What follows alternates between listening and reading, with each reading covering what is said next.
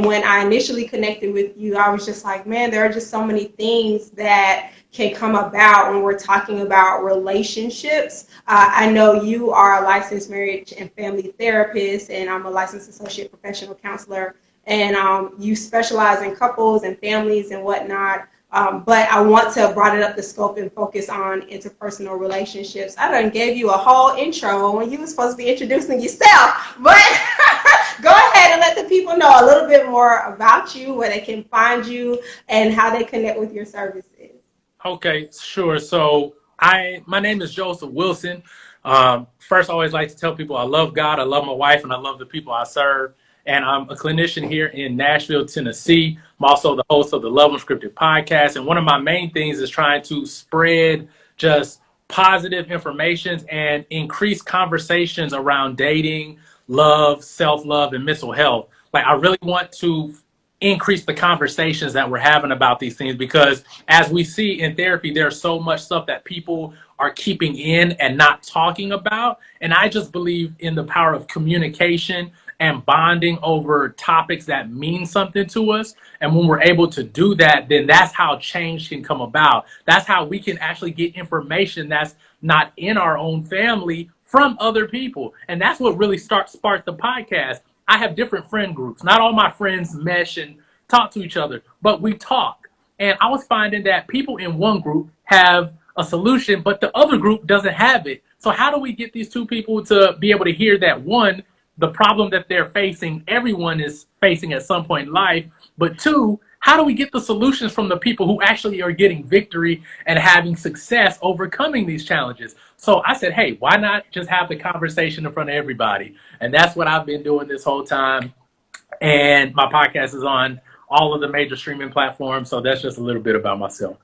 Oh, I just love your passion for conversation, because that's something that resonates with Legacy Speaks. I'm really all about creating conversation, healthy conversations about mental health in order to help destigmatize mental illness or just mental health concerns within communities of color. And that's all it just starts off with, having a conversation, getting to know a person, growing, developing that relationship, and moving towards intimacy.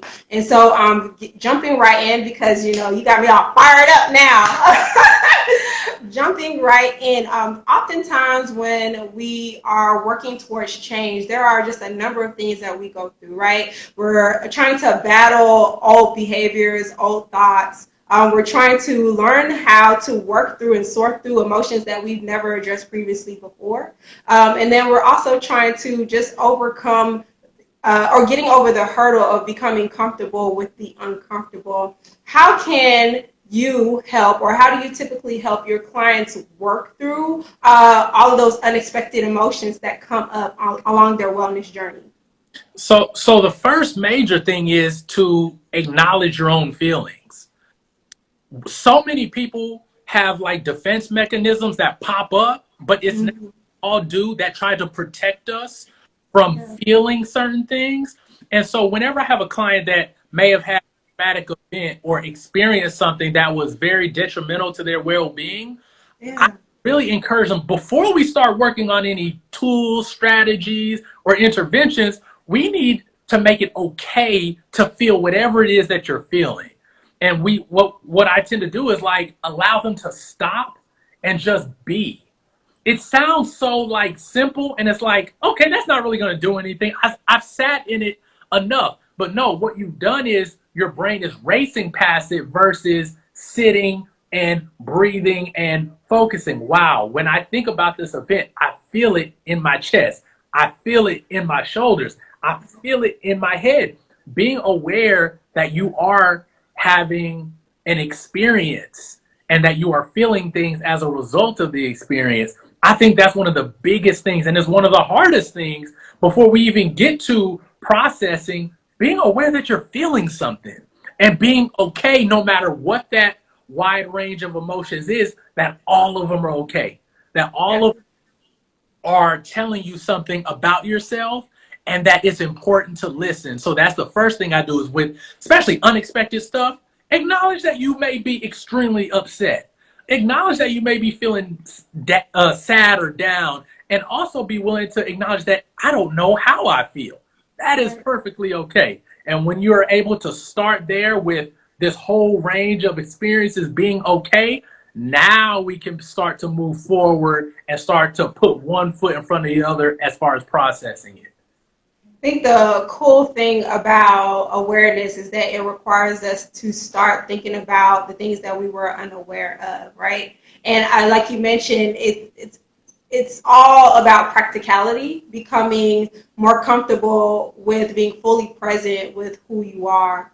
And especially when it comes to relationships, before we can even start working on establishing and maintaining boundaries, before we can start clarifying our values, before we can even start sorting through our relationship history, it's important to get to know who we are as individuals so that when the unexpected shows up, we can create plans to help us easily cope with what we're dealing with, or even build resiliency through those situations. One thing I definitely would like for you to cover, or at least tackle, is like you mentioned on your podcast, on the episode that we did, like what happens when we're trying to get to know ourselves, but then we bring on another individual as well. I always tell my clients with relationships, whether it's like with relationships with family or whatever, it's relationship is just two individuals coming with their own separate entities, their own baggages, their own ways of thinking, their own perceptions and whatnot. And sometimes we forget that we as human beings, we have to have grace for other human beings as well. And so how do you help those individuals work on themselves while trying to be in relation with other individuals? Yeah, I think it's extremely important for us to be able to understand who we are and how we came to be. A lot of people think that, well, I'm just the way I am. This is just how I am. You either accept it or don't.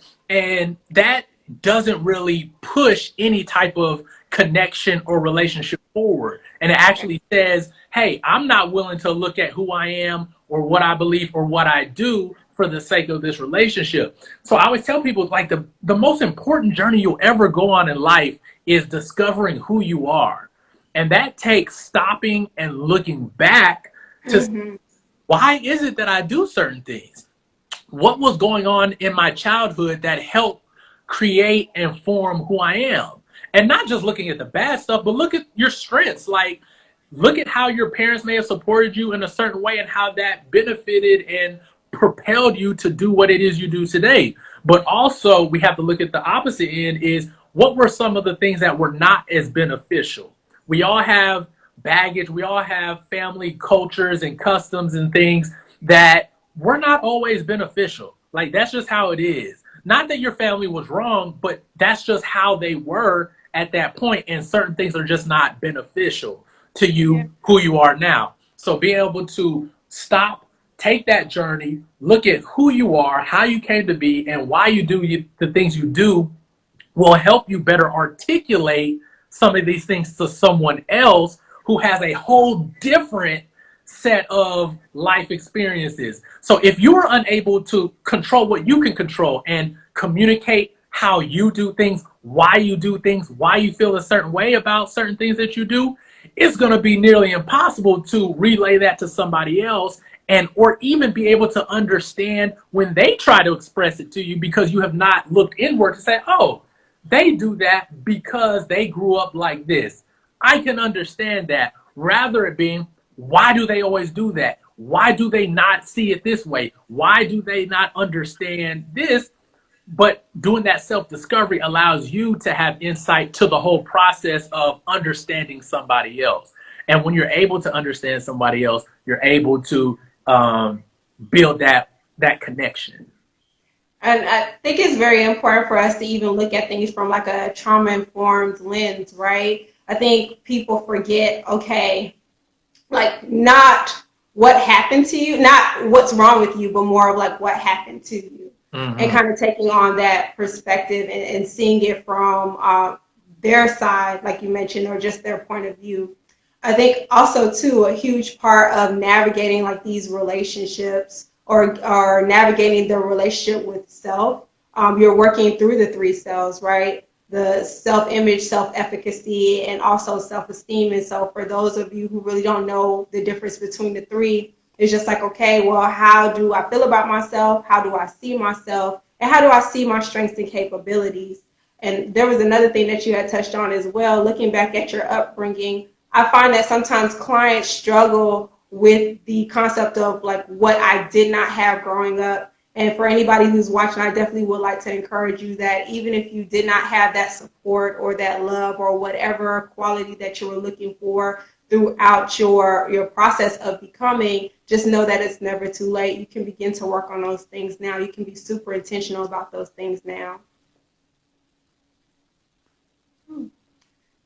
So even when it comes to relationships forming or relationship building, especially in COVID, how can we become more intentional in that process?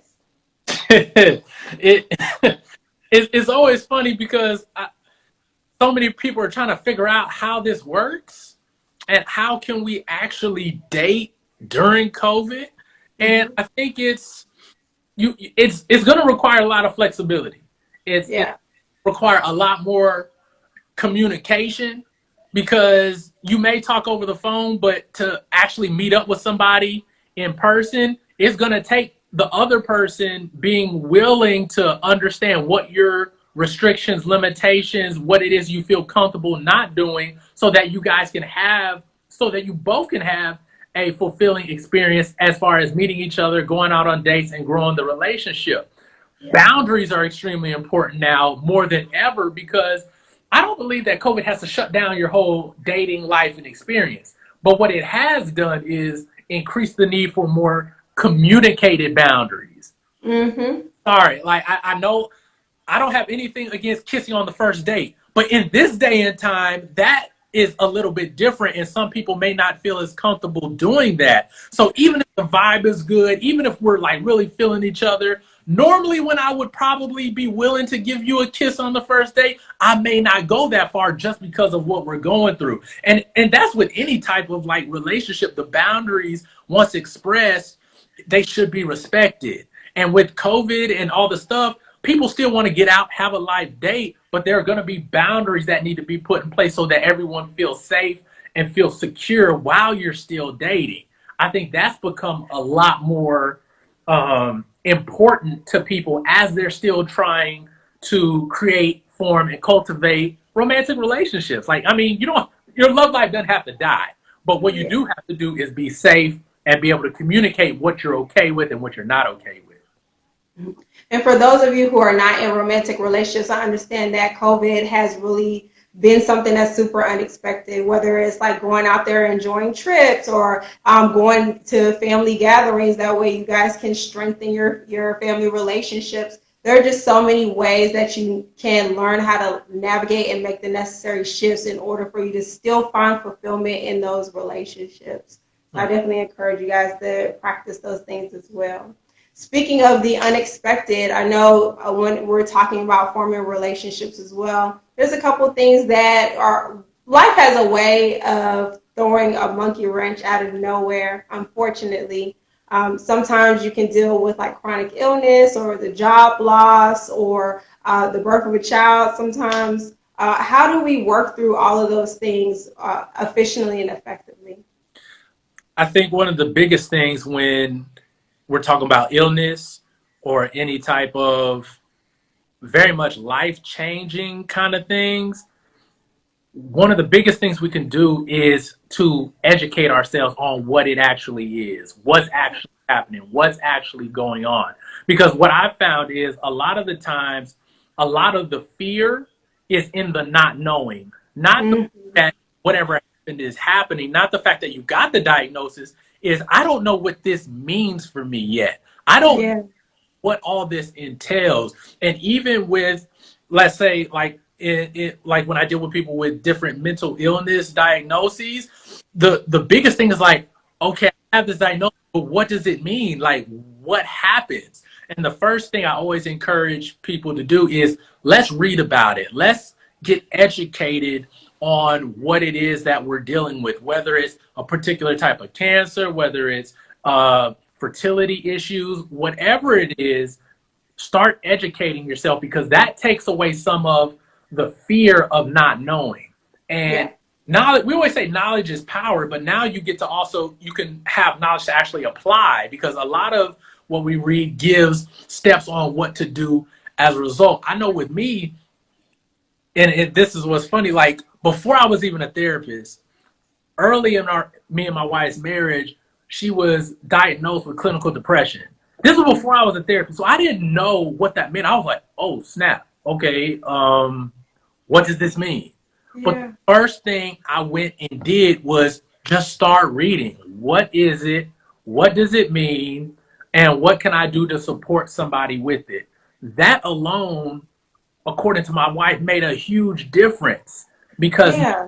like it took some of the stigma out of what it actually is. We actually know what we're dealing with, and we know what direction we can go in to still have a life that is worth living, that is meaningful, that still has fun, flair, and flavor to it. So the first thing is go ahead and start learning about whatever it is. And I think being able to educate yourself on it takes away some of that fear. That's usually the first thing that I do. Another thing is, when these things happen, don't shy away from support. So support looks different for people in many different ways. You have to define what support is for you, but also don't shy away from accepting it.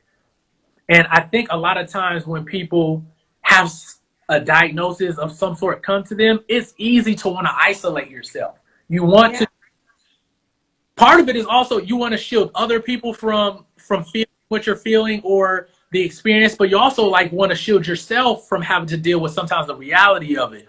But with no Definitely. matter what it is, it's always good to have support. Support is that, like, it could be a friend, it could be a group. There's resources out there to have support through these, because you do not have to go through any of these alone. But we do have to do the part of accepting the support. And I know that can be hard, but that is one of those things that can help you get through those unexpected times, because you're not always going to have the strength to do it on your own. Definitely.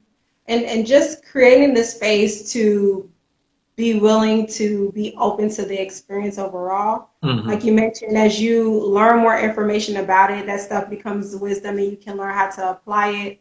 And then from there, having that shared connection, I'm sure that by you being intentional about learning about clinical depression, that was an opportunity for you to strengthen your relationship with your wife. So, Mm-hmm. Definitely. And the people around you will sense that. Like if you are supporting someone who just recently got some sort of diagnoses, just being there for them is going to be super supportive. And even the fact that you took the time to read up on it and say, hey, I read this. Is this what you're experiencing? Is this what it's like for you? That is you taking time and space out of what you're doing to be there for someone else. And they really do feel that when you take time out of your space to cater to them, to listen to them, and to just want to know, what are you experiencing in this situation? That's extremely beneficial, and it can't be understated. yes. It's always, you always find answers in the simplest questions. How are you feeling? How does this make you feel? How can I serve you in these moments? So just finding ways to be of service to other individuals, or being as empathetic as you possibly can during those difficult times, while also tending to yourself, because that's a duty within itself too. Yeah, definitely, definitely. Definitely. Well, Joseph, thank you so much for your time. Do you have any words of wisdom for any individual who is looking to start their wellness journey or is currently at the beginning stages of their wellness journey? Oh, sure. So the first thing is take your time. The most important thing is to not rush discovering yourself. It's not one of these things that, okay, I'm gonna give myself 21-day challenge and I'll know everything about myself. No, you may not even scratch the surface. You may not even get comfortable with your own self and your own thoughts until 21 days. So I always tell people on this self-discovery journey, take your time with it. Learn who you are, learn your likes and dislikes, and connect with yourself on all the different levels, mind, body, and soul. Like, connect with yourself on those levels. And also, don't be afraid of what you find, because it's you. Sometimes we have thoughts and we discover some things about ourselves, and it may scare us. but we don't have to be scared of who we are. It's a part of who we are, and it'll inform you on why it is you do certain things and who you are. And like I said, being knowledgeable of these things allow you to have the information you need to make adjustments. And that's one of the biggest benefits of being able to go on a self-discovery journey is you'll be so in tune with yourself when changes need to happen. You'll be aware of what you need to do to make those changes happen. It's very empowering to know yourself, because so many people feel like with so much things happening from outside of us, it can be difficult to feel like we're in control. But when you know who you are and you're comfortable in yourself, and as a result of that, you're able to make the changes that you want, that are beneficial to you, that help you and grow your connections, that's empowering. That makes you feel good. And it like you're in control. And one of our biggest needs is to have control in our life and to be able to feel like what's happening to me is as a result of me. And so that's just one of those things that I would like to leave people with. Yes, love it. All the bars. All right, Joseph. And for anybody who is watching the replay, he is tagged in every single thing that I have in terms of promotion. So definitely be on the lookout, not only for the replay, but also it being featured on YouTube. But once again, thank you so much for tuning in. Thank you so much for joining me, Joseph, and sharing your story and providing additional information for the people, okay?